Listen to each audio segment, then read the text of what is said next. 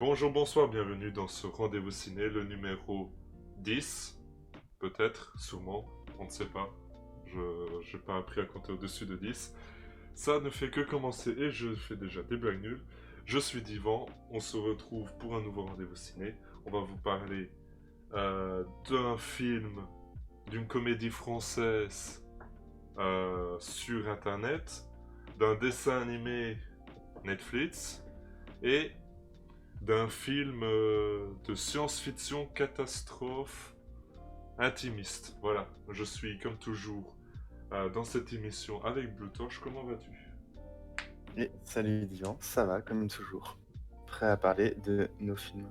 Et pas trop d'accord sur les types des films que tu as donnés, notamment comédie et Guerre des Mondes, j'aurais pour accorder Guerre des Mondes, ça là. Bah si, c'est un film catastrophe. Ouais, bon, j'aurais dit extraterrestre aussi, notamment. J'ai pas dit Apocalypse. science-fiction. Ouais, c'est pas exactement la même chose. Mais... Ouais, c'est à peu Alors, près ouais, la même c'est chose. surtout le comédie de Connecté qui m'a trigger. Bah justement, tu m'offres une parfaite transition pour connecter. Premier film qu'on va parler. Formidable ça. On croirait presque que c'était préparé. Ouais.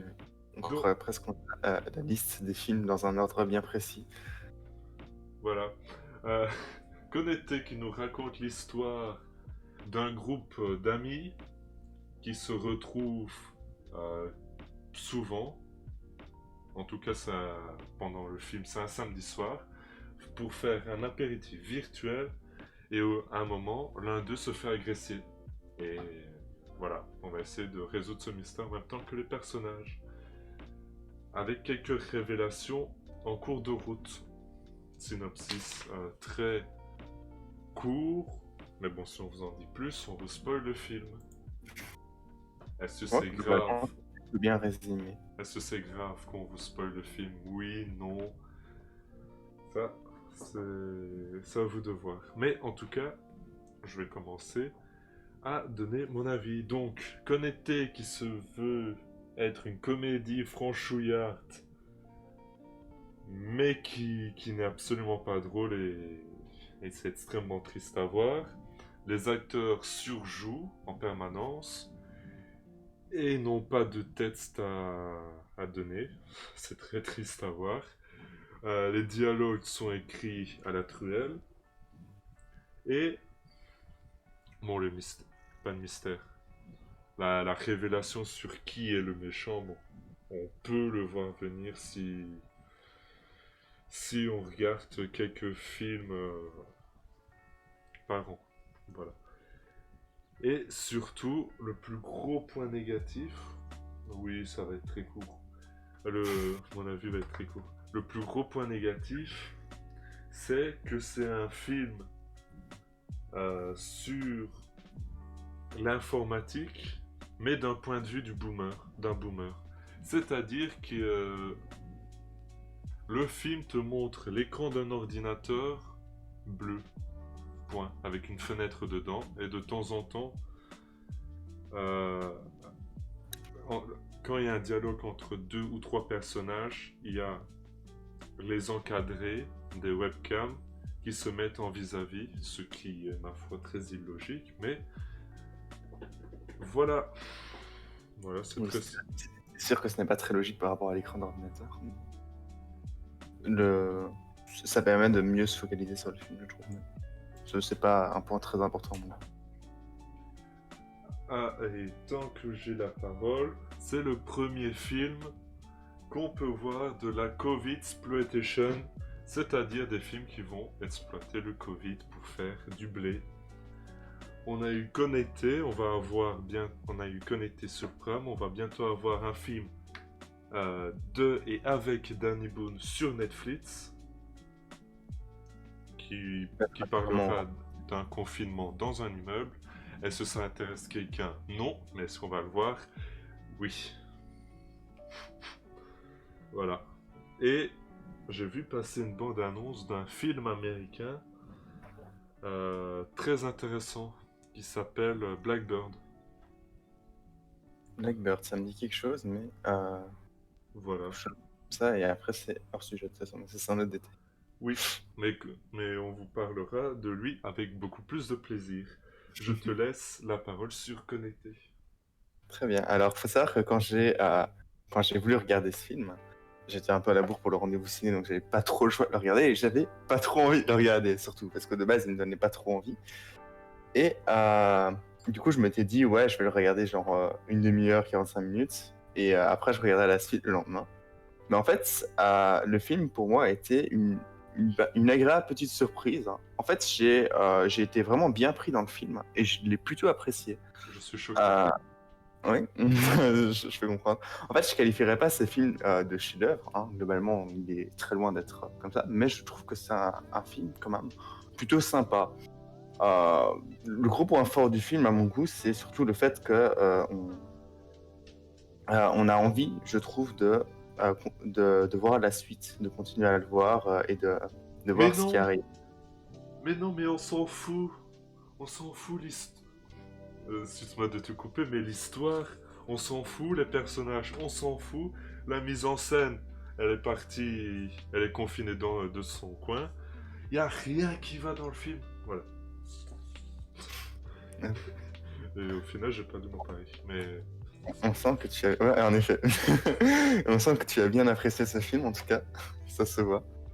Ça se ressent toute cette passion avec laquelle tu parles du film. ouais. Tu vois. Enfin, du coup, je vais pas trop épiloguer sur les points positifs, vu que tu n'es pas très d'accord, mais voilà. Non, mais vas-y, développe.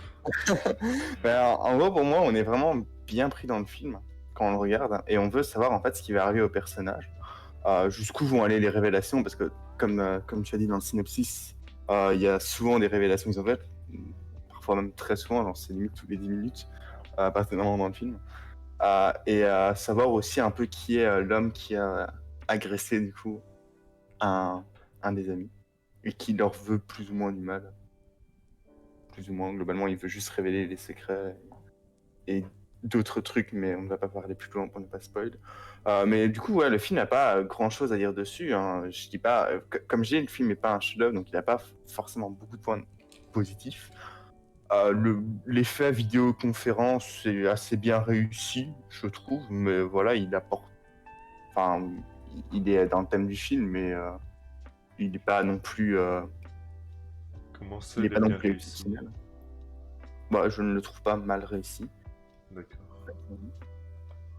Par Moi, rapport à d'autres films qui le réussissent beaucoup moins bien. En tout cas. c'est marrant. Euh, À chaque fois que tu dis un point positif, je suis choqué. Mais vas-y, continue. En même temps, tu ne vois que des points négatifs à ce film, donc tu Exactement. auras du mal à... Non, il y a un très gros point positif au film. Et ça, franchement, c'est ma faute. J'en ai pas parlé plus tôt. Il Ce serait dure, drôle que ce il point-là, je dure trouve que ce soit un point négatif. 1h25. Ça va. Ah, Ça va. ça, Il dure pas 2h30. On avait... je ne qualifierais pas ça de point négatif, ni de point positif. Donc, Non, mais globalement, au moins, quand t'as détesté le film comme moi, tu te dis, j'ai perdu 1h30 de ma vie. Ça va. j'ai pas perdu 2 heures, c'est bon. C'est qu'une heure 30. J'ai le Même temps de si, bon, voir un épisode d'un animé ou un demi-épisode d'une série. même si, Ça bon, passe. pour ce rendez-vous ciné, j'ai plutôt l'impression d'avoir perdu 3 heures. Mais on y vient, Ouais, petit on à va y petit. dire ça en effet. Je crois qu'on va être d'accord sur un film. Euh, Je crois qu'on est d'accord sur les deux films restants. Ouais, les deux films d'après, surtout, oui. Mais du coup, je vais quand même citer les points négatifs du film parce qu'il y en a quand même, effectivement, comme Divan l'a si bien dit. Une Mais que pléiade. globalement, Une pléiade de points négatifs. mais du coup, je dirais que le film déjà n'a rien d'exceptionnel. Genre, il est très basique, assez plat d'une certaine manière. Genre, c'est pas le genre de film que ça va pas être dans tes films dans les films préférés de personne, globalement. Mais même si le film est plutôt sympa, globalement, pas le genre de film que tu as forcément envie de revoir juste après parce que tu t'es dit, ouais, le film était trop bien. Ah, je vais aller le conseiller à mes amis parce que vraiment, c'est un film qu'ils doivent voir. Non, c'est genre un film sympa, mais sans plus. Et sinon, j'avais aussi écrit que ouais, la fin était pas exceptionnelle, très clairement. Genre, le film balance pas mal de révélations, comme on a déjà dit 2 fois. Et du coup, la révélation finale, c'est un peu genre juste une révélation de plus qui n'a rien d'exceptionnel par rapport aux autres. Euh, et en plus, globalement, la fin est pas ouf, je trouve. Euh, Enfin, je vais pas trop spoil à ce niveau-là, mais et du coup pas trop développé non plus. Mais la fin, j'étais pas trop fan, mais bon, vu que le film était fini, globalement, j'avais passé un bon moment. Ça ne m'a pas non plus trop dérangé, même si d'habitude les fins me dérangent pas mal quand elles sont de base. Et du coup, je n'aurais pas grand-chose de plus à dire sur ce film, à mon goût. Mais rassure-moi, est-ce que tu es d'accord que tu trouves le film pas drôle? Ah ben pour moi, le film n'est pas une comédie. Ah mais t'as vu Je suis d'accord, le film n'est pas drôle, mais la pour moi, le quantité de film ne se prétend blagues pas drôle. nulles qu'il y a dans le film? Oui, enfin, si on veut parler de blagues nulles, il y a Scooby-Doo aussi qui fait beaucoup de blagues nulles. Nicky Bob Larson fait l'éponge? beaucoup de blagues nulles, mais Euh, beaucoup de blagues qui sont bonnes aussi. Bon, du mais coup, mais il y a la fameuse blague, je suis habillé que d'en haut. ouais. J'ai mis pause en regardant ça. Je me suis dit, d'accord film, on va pas s'apprécier. Mais pour moi, le film n'est effectivement pas un film d'humour ou quoi que ce soit. Donc, il y a effectivement des blagues, parce que dans 99% des films, il y a des blagues, globalement. Euh, mais sinon, c'est vrai, le film n'est pas drôle, mais je trouve pas que le film se qualifie de drôle lui-même. Même s'il fait effectivement quelques blagues de temps en temps. C'est ça qui m'a perturbé quand t'as dit que le film était une comédie d'ailleurs. Parce que pour moi, il n'est pas une comédie du tout. Mais oui, Très je bien. suis d'accord du coup sur ce point-là. Il n'est effectivement pas drôle. Bon, on va passer à Bob l'éponge. Putain, vraiment, c'est la galère. Vivement que les cinémas réouvrent pour éviter qu'on parle trop De films comme les bons. de films comme ça. Parce que, bon, je vais devoir renommer la chaîne en rendez-vous Prime slash Netflix slash Disney+. Bon, euh, bon, le synopsis. Suite à la disparition... Non, attends. Suite à l'escargot napping de Gary, son compagnon de toujours, Bob, entraîne Patrick dans une folle aventure vers la cité perdue d'Atlantic City afin de le retrouver. À travers cette mission de sauvetage, plein de surprises vont arriver. Euh, Bob l'éponge et ses acolytes vont réaliser que rien n'est plus fort que l'amitié malgré les dangers. Bon, je te laisse commencer. Alors, globalement, j'aurais une demande à faire pour les rendez-vous ciné par la suite. C'est d'arrêter les films d'humour basés sur des dessins animés. Non, On a d'abord, j'aime bien les films d'enfance. Ah euh, ouais. en gros, on a d'abord eu Nicky Larson, qui a, bon, qui était le meilleur du lot. Je l'ai pas aimé Nicky Larson, mais ça reste le meilleur des trois dont on va parler ici. C'est du coup qui, malgré le fait que son scénario était inexistant et que c'est une insulte à l'œuvre originale de Nicky Larson, avait au moins le mérite d'avoir quelques passages qui sont drôles. C'est quand même la base un peu pour un film d'humour. Puis il y a eu Scooby-Doo, qui lui était vraiment chiant à regarder, pas drôle. Mais bon, au moins il y avait, comme tu l'avais fait remarquer, quelques références euh, de vieux, mais quelques références quand même. Il y a un côté assez nostalgique de la série. Et puis globalement, il y a Bob l'éponge, qui lui n'est pas drôle. Et bon, voilà, globalement, en fait, son seul point positif, c'est de bien coller au dessin animé en général. En fait, une personne qui aime bien Bob l'éponge, mais vraiment, vraiment bien Bob l'éponge, pourra aimer le film, ou alors des enfants pourront aimer le film. Genre des enfants de, je dirais, max 14 ans. Hein. Et encore, parce que 14 ans, ils commencent à avoir un humour un peu plus développé et un peu plus construit.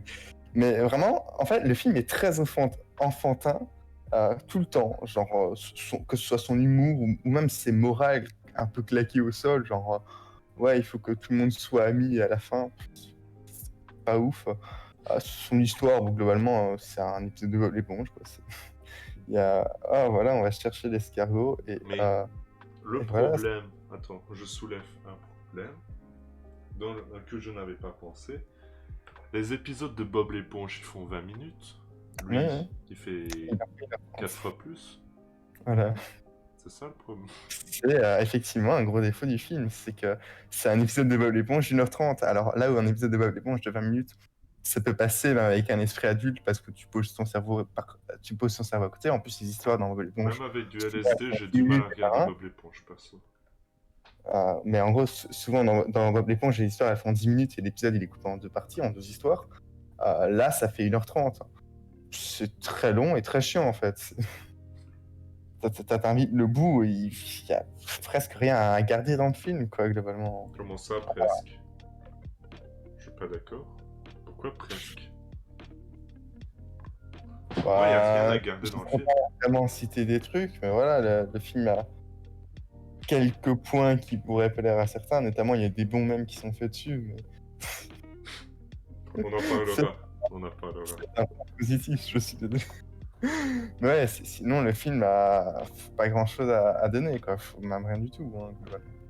Et d'ailleurs, j'ai rien à dire dessus à part ce que j'ai dit là, hein. Tellement le film est vide et vraiment pas ouf. Du coup, je te laisse donner ton avis, qu'en as-tu pensé? Introduction. Le film est moche.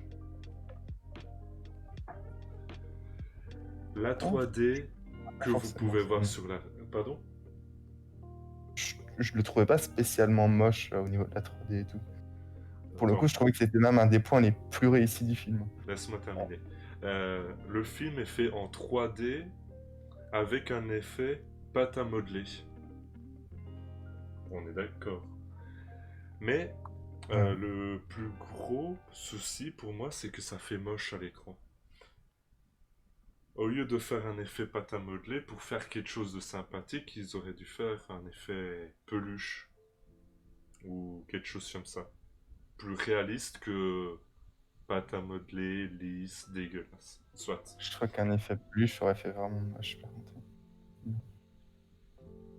Enfin, à mon goût, la 3D est un peu la seule chose plus ou moins réussie du film. Donc bon. Je dirais pas jusqu'à Non, dire qu'elle est attends. exceptionnelle, mais Je suis elle d'accord avec toi. est La pas 3... moche, donc. Je suis d'accord avec toi, La 3D est l'une des choses les plus réussies du film. Et c'est pour ça que je commence par ça. Ah, d'accord. En fait, c'était un point positif, j'avais pas compris, désolé. Non?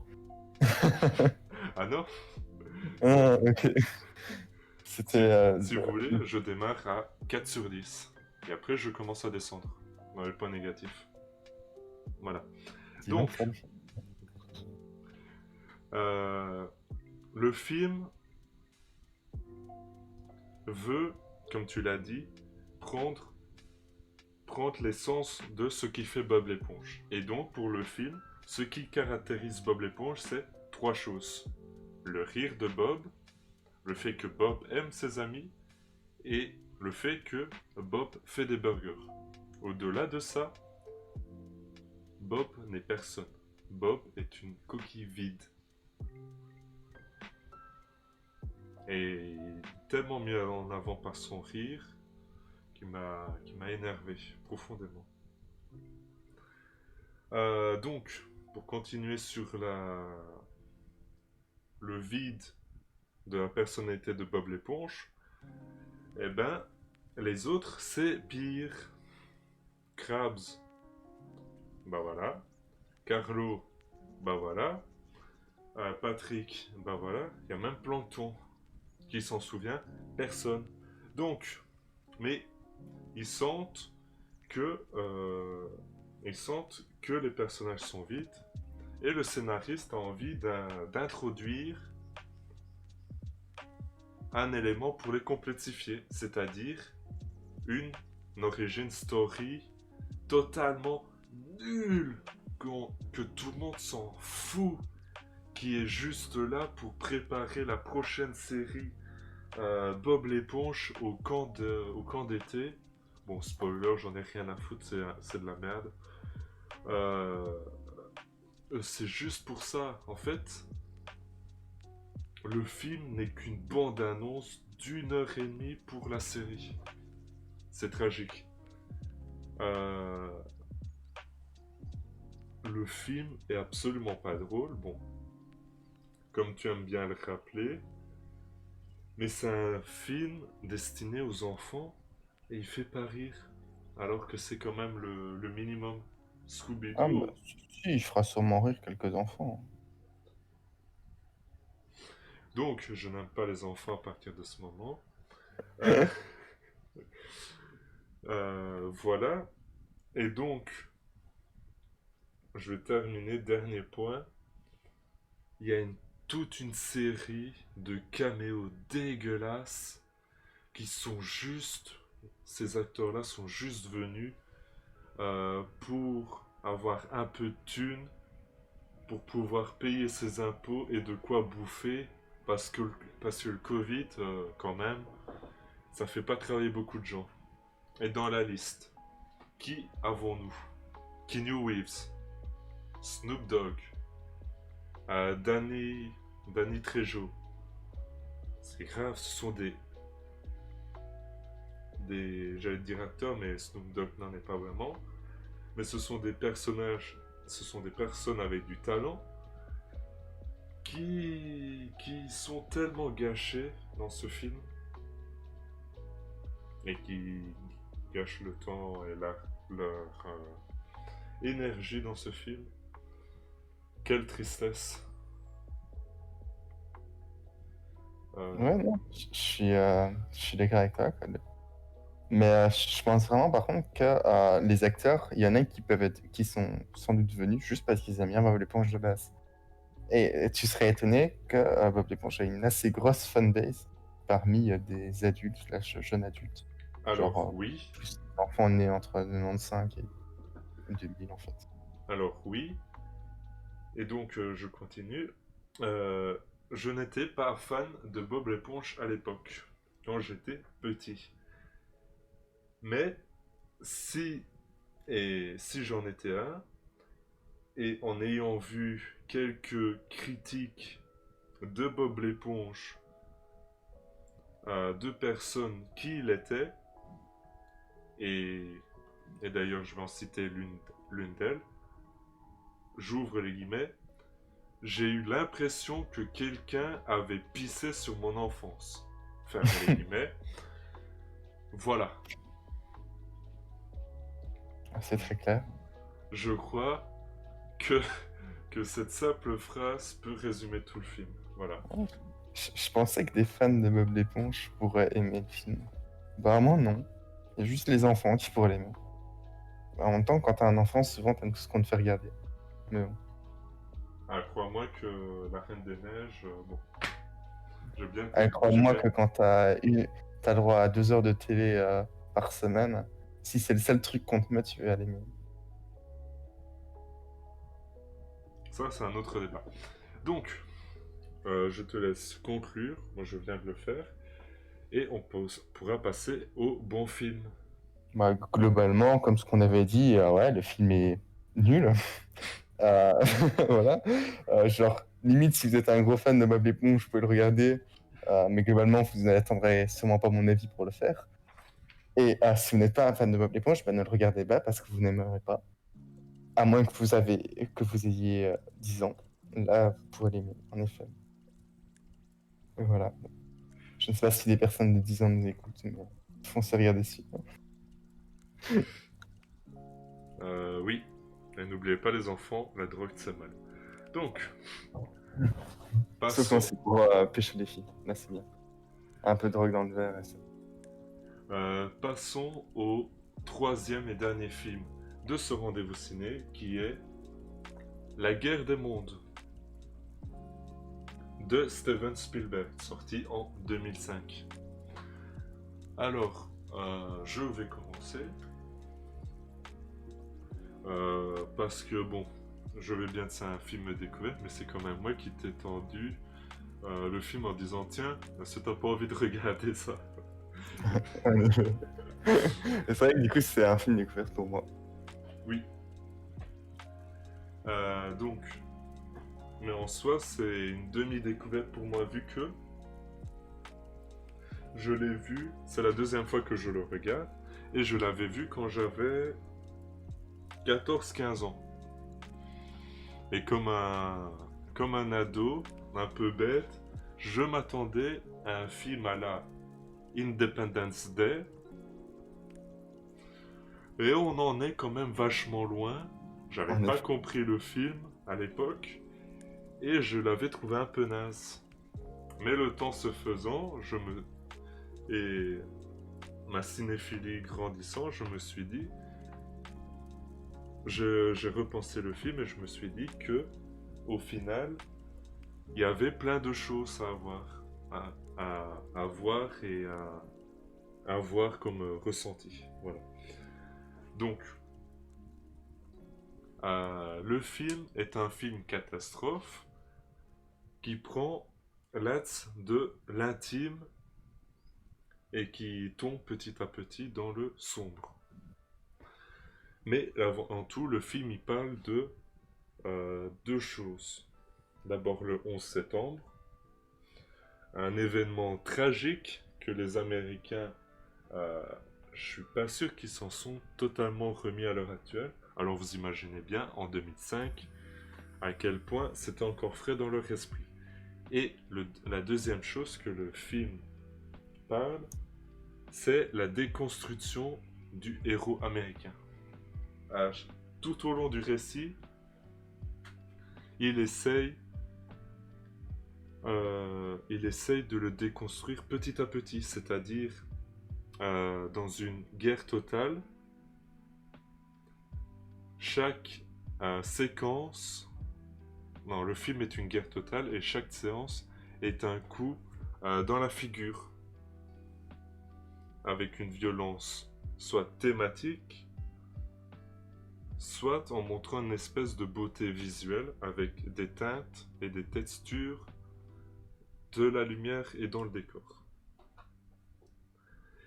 Mais la perte de la symbolique américaine arrive dès que les aliens arrivent.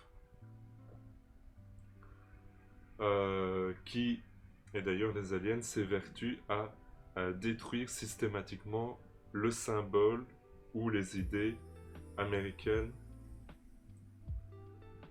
tout en commençant par Tom Cruise. Tom Cruise qui, petite parenthèse, est un bon acteur selon moi.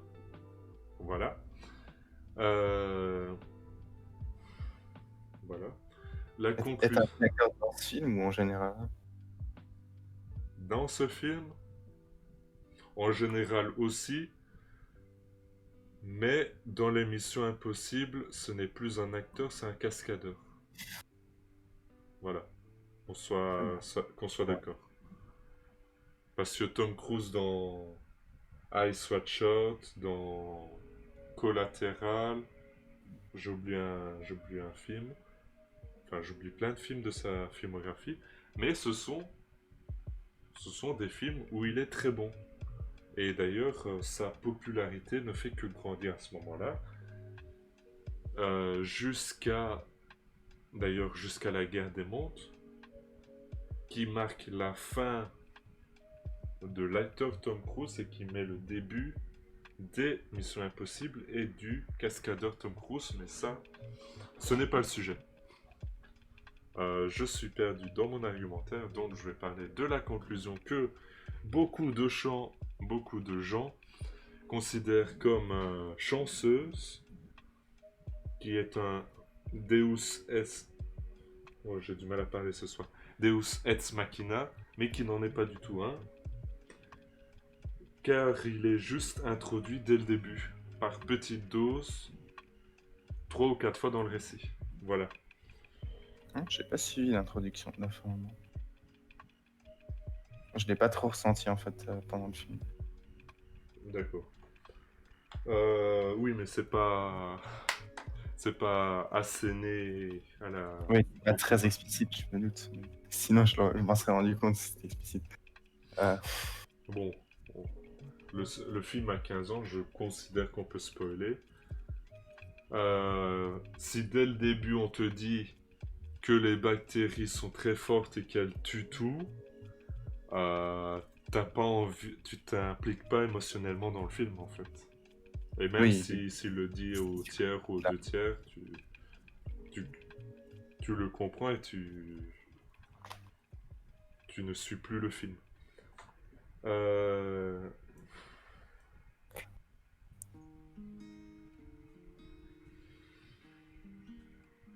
voilà. Euh, comment dire? La violence dans le film est totalement explicite, quitte à, comment dire, choquer, en faisant par exemple couler, enfin, couler des corps sur une rivière sous le regard d'une petite fille. Niveau violence psychologique, ça se pose là. Mais, mais voilà. Et donc, la mise en scène est très efficace.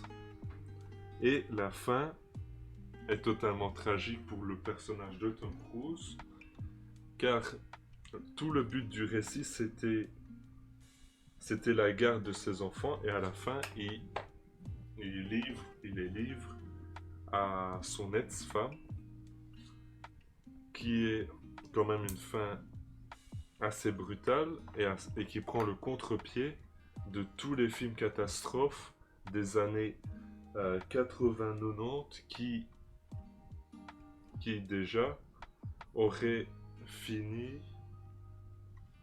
comment dire, auraient fini sur un happy end du couple divorcé, alors qu'on sent bien qu'à la fin du récit, ce n'est absolument pas le cas. Euh, je te laisse, je te laisse donner ton avis, toi. Bah, globalement, déjà, je ne parlerai pas du tout de tout ce dont tu as parlé, hein, à part un peu la fin. Mais globalement, tu as beaucoup parlé des réalisations, de l'image en général, Oui, ou de la symbolique qu'a montré le film. Mais globalement, moi, je m'attarde beaucoup moins sur ces points-là. Donc, globalement, je suis assez d'accord avec toi sur la plupart des points, sinon. Euh, mais ouais, pour en revenir à ce que tu avais dit au début, moi, j'avais aussi, du coup, vu une adaptation de La Guerre des Mondes, mais toi, là où toi, tu avais déjà vu le film quand tu avais 15 ans, moi, c'était plus quand j'avais 17 ans où j'ai lu le livre, enfin, l'adaptation de la nouvelle, je pense. Bref, c'était un livre de La Guerre des Mondes en anglais. Déjà, j'ai très mal compris parce que c'était en anglais, mais en plus, même l'histoire était très compliquée à comprendre, même à l'époque. Et du coup, j'avais pas forcément très apprécié. Pour moi, l'histoire était pas mauvaise, mais elle était très complexe. Mais le film, en revanche, passe beaucoup mieux. Après, c'est peut-être effectivement aussi parce que j'ai vieilli, parce que comme tu as dit, toi, à 15 ans, tu t'attendais plus à avoir un truc comme Independence Day. Et c'est pas du tout un truc comme Independence Day, pour le coup, c'est beaucoup plus réfléchi. Mais du coup, c'est vrai que ça pourrait perdre beaucoup plus facilement, en gros, un public plus jeune. Et même un peu plus âgé pourrait ne pas aimer parce que c'est un film où il faut un peu réfléchir pour bien le suivre et bien l'apprécier. Il faut pas juste le regarder et être en mode ah, il y a des belles scènes d'action et tout, c'est chouette. Non, c'est vraiment plus un film où il faut réfléchir, un film un peu psychologique, comme tu disais, avec la violence psychologique. sensoriel, je dirais aussi. Sensoriel, oui. Enfin, on peut le qualifier de pas mal de choses, mais globalement pas d'un film débile. Où il faut juste le regarder et genre profiter du spectacle en gros. Michael Bay, oui. Voilà. Je pensais aussi à Roland Emmerich. non, le truc avec les magiciens. Now You See Me, mais en français je connais pas le nom. Qui est juste un film de spectacle où tu poses un peu ton cerveau et tu regardes le film en mode c'est stylé ce qu'ils font. Insaisissable. C'est ça, insaisissable. Mais du coup, pour en venir un peu à la critique, parce que là, j'ai pas encore dit grand chose. En fait, je trouve que le film a un gros point fort, c'est qu'il est très réaliste, euh, violent de manière psychologique, comme tu disais, et pas du tout manichéen. Genre, souvent, on voit des personnages secondaires faire des trucs et on se dit ah, ça, c'est un peu des salauds pour ce qu'ils font. Mais genre, tu te dis qu'au final, les personnages à côté principaux font exactement la même chose que les personnages secondaires qui est un peu salaud. Genre, je pense par exemple à la scène de la voiture où ils se baladent en voiture pour essayer de fuir les tripodes et, euh, et ils se font intercepter par tout un groupe de gens qui essaient de fuir aussi et qui veulent du coup essayer de récupérer la voiture parce que c'est pratique d'avoir une voiture dans un monde où quasiment aucune voiture ne fonctionne. Et juste pour fuir, en fait, c'est pratique d'avoir une voiture. Et genre, du coup, il y a le personnage principal qui sort son arme et tout pour menacer les gens, et qui au final, lui, se fait menacer par une arme et se fait voler la voiture, sauf qu'au final, il a fait exactement la même chose en sortant son arme pour essayer de menacer et de partir avec la voiture en n'emportant personne. Non, Alors que il voulait juste prendre sa fille. Il voulait pas garder la voiture. Il voulait il récupérer aurait sa voulu fille. garder la voiture aussi. C'est après où il a dit ouais, laisse-moi quand même la fille, prends la voiture, mais laisse-moi la fille. Mais sinon, s'il s'était pas fait menacer par une arme, il aurait pris la fille, pris son gosse et parti avec la voiture. Euh, Je ne l'ai pas compris comme ça, mais oui. pour moi, totalement. Et à la fin, il a même eu de la chance, je trouve, d'avoir la fille parce que le gars aurait pu juste partir avec la fille ou limite l'acheter de la voiture bien violemment. Mais globalement, lui, il s'en foutait. Le gars qui a pris la voiture, il voulait juste la voiture aussi. Là où Tom Cruise, lui, voulait quand même sa famille et la voiture. Et il est reparti juste avec sa famille. Franchement, à la place du mec menaçant que Tom Cruise, je lui aurais collé une bastos direct, sans réfléchir. Ouais, c'était pas forcément utile, ça aurait pu, mais... Il avait l'air sympa, hein, ce gars, je trouve. Même s'il a volé la voiture, il avait l'air sympa. Et bref, De toute on façon, il se s'éloigne. fait buter 30 secondes après, bon. Il se fait buter? Mais les coups de feu qu'on entend Bah, juste c'était pas une après. autre voiture qui passe. Non, c'était celle-là. Oh, je l'avais pas compris, ça. J'avais compris que lui, il s'était cassé avec la voiture et que c'était une autre voiture qui passait. Oh, de toute façon, c'est pas vraiment important, ce point-là. Mais oui. Ouais, du coup, bon, un autre truc aussi j'avais bien aimé dans le film, c'est vraiment la puissance des tripodes, du coup, qui sont les extraterrestres qui envahissent la Terre dans le film. En gros, c'est vraiment, à chaque fois qu'on les voit, on se dit qu'ils sont vraiment indestructibles, super puissants et tout. Genre, on voit pas en fait l'humanité se battre contre eux parce que ils arrivent vraiment à tout défoncer quoi, quand on les voit. Genre, ils ont un laser qui désintègre Oui, juste les avions. oui, je suis Genre, tout à fait d'accord. Et c'est ce qui fait le charme du film, ne ah, pas le montrer, ne pas montrer une douzaine de généraux discuter avec un scientifique expliquant absolument tout. ouais, et disant ouais, là ils ont la point faible, là ils en ont point faible. Non, genre ils sont tous en mode un peu perdus et en mode ouais, genre à un moment on voit l'armée qui tire leur plus gros obus et qui ouais, il n'y a pas d'effet sur la cible. Bon, ben on va continuer pour voir s'il y aura l'effet, mais bon, globalement on est dans la merde.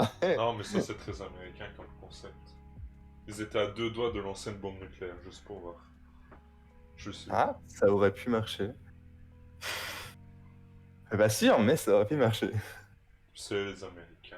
Ah, juste les radiations auraient pu marcher en fait. Pas forcément la bombe en soi, mais la radiation aurait pu marcher pour le coup.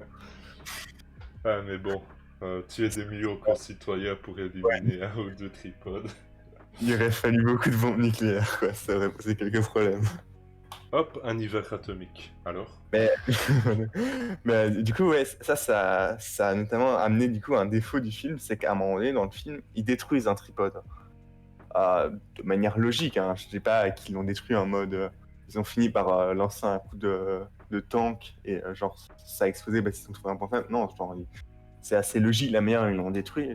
Je spoilerai pas plus que ça parce que vraiment c'est proche de la fin déjà. Mais globalement, je trouve que ça retire pas mal du côté inatteignable en gros des tripodes, limite divins en fait, qu'on nous montre pendant tout le film où ils étaient vraiment surpuissants et là genre ils en détruisent un.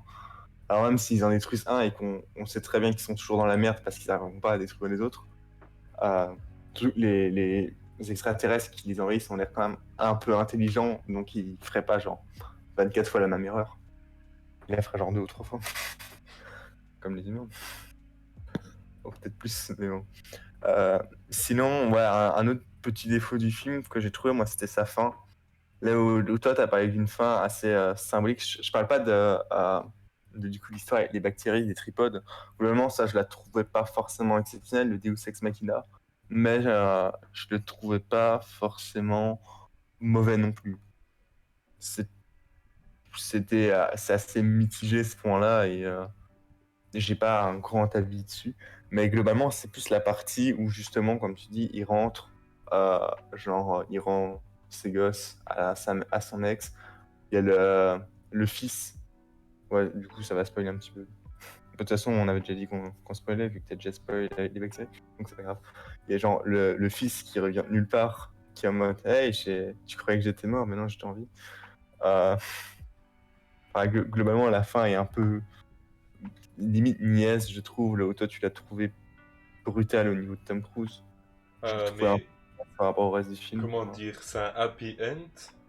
Et là, je suis tout à fait d'accord avec toi. Mais Ouais, c'est quand même, ça prend le contre-pied de ce qui se faisait. Et au final, Tom Cruise, il va rentrer dans sa maison de New York qui a été détruite par un semi-remorque, par l'explosion d'un semi-remorque. Et voilà. Et tout est à refaire pour lui. ouais, bah, c'est le principe d'une apocalypse, hein. Tout est à refaire après une apocalypse, c'est pas logique. Mais d'ailleurs aussi, un autre détail que j'avais pas encore parlé, c'est genre l'ex-femme de Tom Cruise, du coup, elle est genre restée à Boston et là-bas, il n'y a rien eu. Genre, elle était dans son petit appart et tout, avec sa grand-mère. Genre, elle était au courant de ce qui se passait, sinon elle serait rentrée chez elle, mais genre, elle est juste restée là et en attendant que son mari revienne avec ses gosses, en fait. C'est même pas. Ouais, J'ai c'est pas vrai. très bien compris pourquoi Boston avait l'air d'être très touché à ce niveau-là. Enfin, surtout pourquoi il y avait genre des personnes qui habitaient totalement normalement dans une maison, dans leur appart au calme. Mais bon, Bon, voilà, c'est juste la fin qui est pas exceptionnelle à mon goût, mais le film est pour moi quand même très bon, bon, on peut conclure. en effet. C'est un film à voir. Voilà. Ouais. Att- D'accord avec toi pour le coup, c'est vraiment un film alien, un peu apocalypse, original. Comme tu disais, un film catastrophe, quand même vachement original par rapport à ce qu'on a l'habitude de voir, hein, comme ce qu'on disait, Independence Day qui est beaucoup moins original. Donc vraiment, ça change beaucoup de ce qu'on a l'habitude.